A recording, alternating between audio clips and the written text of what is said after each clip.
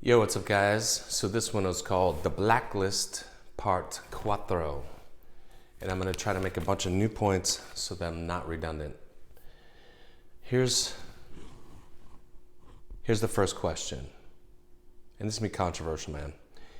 Is the Blacklist website the biggest grift going on the fringe industry right now?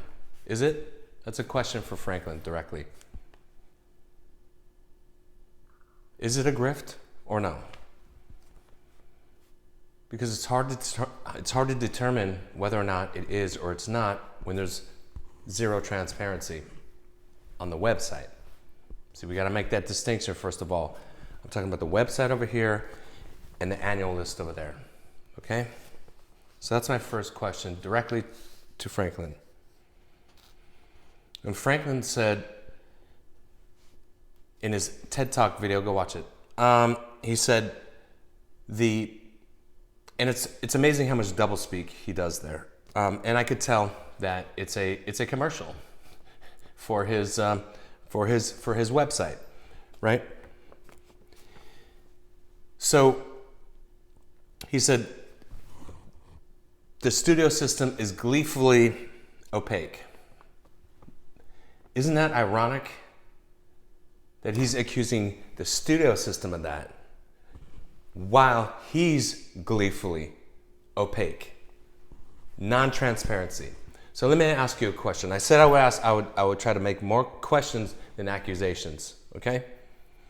So that's a question for you, Franklin. Where's the transparency over there? And if there's no transparency over here, doesn't that qualify you as gleefully opaque? Okay? Doesn't that mean you're doing the same thing?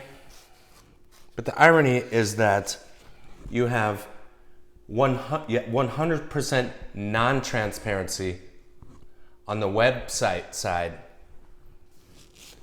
and 100% transparency on the annual list side. Meaning, you don't tell us a single person. We don't know who the readers are. We don't know who these big managers and agents and producers and none of that over here. However, over here, you list every single person's name and every company, every manager, agent, producer, you list all of it. There's some irony, don't you think, Franklin? Okay, and so why is that? You know? And let me ask you this, Franklin. You say you can't name these people. Why is that? Over here on the website. Is it because you don't want them inundated with unsolicited material? Is that why? Then why would you name these people over here? Because they could very easily be inundated with unsolicited material if their name and their company's out there. It's easy to figure out what their email structure is. It's easy to figure out what company they work for. You just company name, their name and the company, and there you go. Okay? And you can figure out their phone number, call them up. You could even figure out where they live. But Franklin says, where does it say it? Franklin says this is on the website. He says he does it so that he says at the Blacklist website, they strive. I circled that word. Go look at it under user policy. They strive to keep them confidential. Why would you strive to keep someone confidential if you're transparent? That makes no sense. That's illogical, my guy. Okay? Your Harvard degree should be able to help you figure that out. Okay? Here's another thing. It's interesting how Franklin is happy to give the numbers of the films that have gone on to be made on the annual side. He's happy to give all those numbers. How many films have been made, how many Oscars and so forth they've been up for and nominated and won, and even you know, did the math on how much the box office is worth. That's fascinating, man. So now I have a question, Franklin. Is that so that you can prop up those numbers and those people's accomplishments to funnel writers who think that it's the same thing, to funnel brand new green writers to your website? Is that why? I'm just wondering, man. It's a question, not an accusation. All right? And let me say this, Franklin. I don't recall you ever asking my ex and my ex has been on there minimum 5 times on the Blacklist annual. I don't ever recall you asking her for her permission to post that. I don't recall that. So now I'm going to ask you a question. Did you ever ask her or any of her colleagues or any other agency or manager or producer in the industry, or even the writers who wrote this shit, if they give you permission to list their stuff? Because I'll be honest with you, Franklin, if it was my script or if it was my client, I would say, you take my list, take my name off of there, because you're not going to profit off what I've done. And I promise you. How do I know this? Because multiple people have told me, I feel like Franklin's trying to profit off what I've done. You know, now with his website. Where people used to think like that it's a good thing. Now they're like, wait a second, is this guy trying to profit off what I did? You know, and so there's another question for Franklin.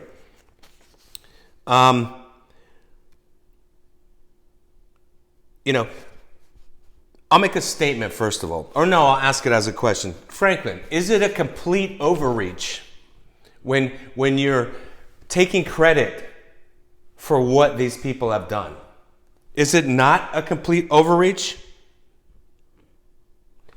When I looked at the list of the films that were made, and I know for a fact, because I see people on the list of stuff that's been made, or for Oscars or whatever, that are part of your multi-billion-dollar number, that was going to get made already, okay? And I know you had nothing to do with those movies. For example, like the last one I saw, I didn't even know that film was on there, the Dirt. I didn't know that was, I just learned that like 3 days ago. What did you have to do with the Dirt? How did you help the Dirt get made, Franklin? You know, and a bunch of other movies that I won't name because I don't want to, bring those people into this conversation.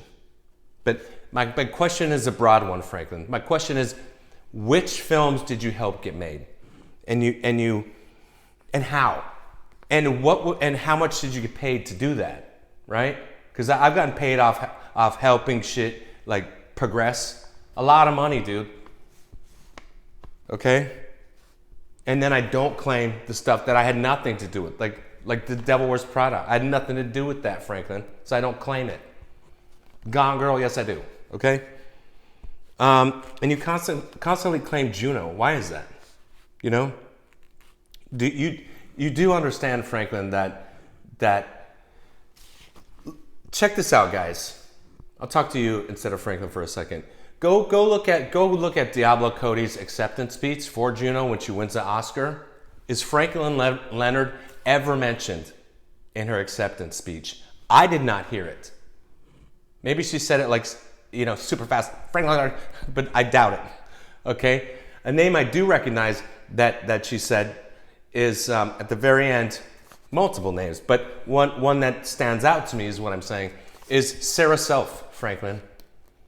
And why do I say that? Because Sarah used to be, back in the day, used to be my ex's assistant, and I would go into the office, I would go into CAA and say like, hey, what's up, Sarah? How's your day going? This kind of stuff. And then later on, she, broke out and did her thing and rep Diablo Cody. That's why Diablo thanked Sarah Self. Because she had something to do with their career. Okay? Hopefully I can make it under 15 minutes.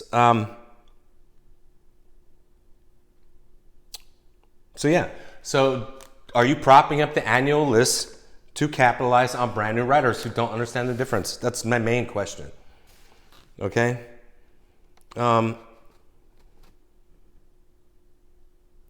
the thing, this is an opinion right here. I think a lot of writers are confused about what Franklin has done and thinks that by the way he speaks about the 400 movies made and the billions of dollars that he discovered these writers. When it's not true, dude. That part, I'll tell you straight up, Franklin, is incorrect. You did not discover these writers. Their agents and managers did, and sometimes producers and whatever else, or sometimes, publishing agents and this kind of thing. Okay? Here's the thing I find interesting. Franklin says one of his criteria for the annual list was, I don't want to go through them all because it's a waste of time, but one of his criteria for the annual list was, will not be in theaters by the end of the calendar year. And so I underline theaters. Why do I underline theaters? Because there's a lot of writers out there that think Franklin's finding the best, unproduced writers as if they're undiscovered, right? He says right here, will not be in theaters by the end of the year. Do you understand what that means? That means they could already be in production, okay? That means they could already be repped, sold, in production, but it's just not coming out until next year, okay? So it's incredibly misleading. And I think he capitalizes on that. Let me ask you, Franklin, do you capitalize on that aspect?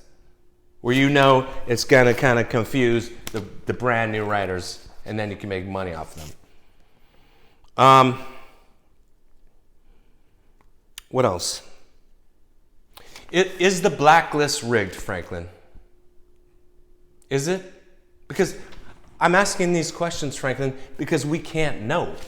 Us lowly peasant writers, you're God, right? But we can't know because you won't say anything about how it works. Is it rigged? I don't know. You tell me, okay? That's not an accusation. I find it interesting that your bar of entry for your readers is 1 year experience. Interesting. By the way, what are you paying those writers? On average, what are they making a week? Like $500, something like this? What are you paying per script? The reason I ask that is because, I'll get to that in 1 second. Here's another thing, Franklin. Is the Blacklist website, is it a service? Then is it or is it not? I don't even know. And so I asked that the other day. Is there a terms of service? And if so, where is it? And I knew I'd get crickets on that one. I already knew that. Okay. Sidebar. I'll get to that later. That'll probably be a second video, actually. Let's go to this first. So I already said that. Here's one thing Franklin says about, these are his own words, okay?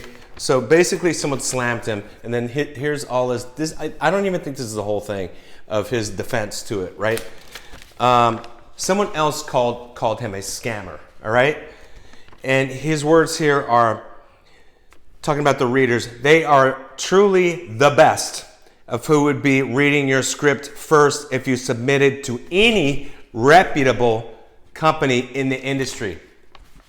Franklin, do you really believe that? Here's the thing. I know Franklin knows better than this stuff. The fact is, and that's why I circled the word truly. Why would you try to hard sell that? They're not truly the best. The fact is, they are the worst. Okay?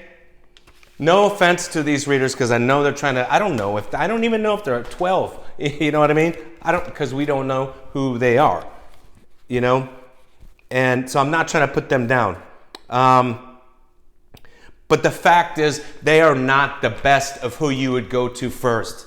Come on, Franklin, you know this stuff. The best of who you would go to first is a direct to an agent or a manager or a producer or a director or talent or whatever, executive.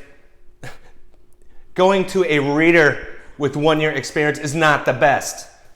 You've got to be kidding me, man. You know this, right? Or let me ask you, is it the best? And if it is, then explain how. Explain how it's better than going direct to like an A-list producer. Explain that to me. You know, I'll shred your answer. Okay, Franklin? Let's go over here. So who are our members? And then whatever. He says, I'm going to skip here, but he says at least dozens of agents at each major agency. And then he lists the agencies: CAA, WME, UTA, ICM, Paradigm, Gersh, Verve. Let's do quick math on that. That's 84 agents. He says at least 12, right? So that's at least 84. Okay? Name those 84 agents. Franklin, can you name them? Okay? That's my question. That's a lot of people's questions, Franklin. I'll probably end on this one because he said, where did he say? Where is it? He says Verve assistants are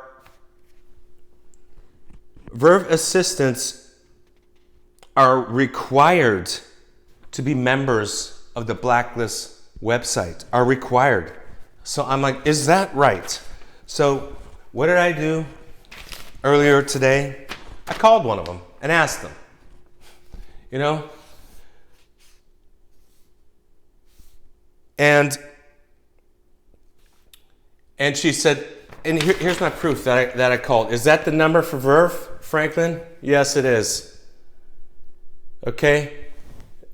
There's my call. It was longer than 1 minute, but they don't give you the seconds after you go a minute. It was probably, I'm in and out, dude. I could do that call in you know, it was probably a minute 40. Okay? And what did she say? She said, She said, I can't answer. And I knew, I said, Franklin Leonard says that you are required from you know, top brass to be on the website. And I could tell that she was like, you know, because she doesn't want to get in trouble with the head. I'm asking a big question. She doesn't want to get in trouble with the you know, the partners at Verve. So what she said was, I can't answer that question. And then she said, I can't answer that question. I don't really think so, but I'm not at liberty to say. I wrote down the key point.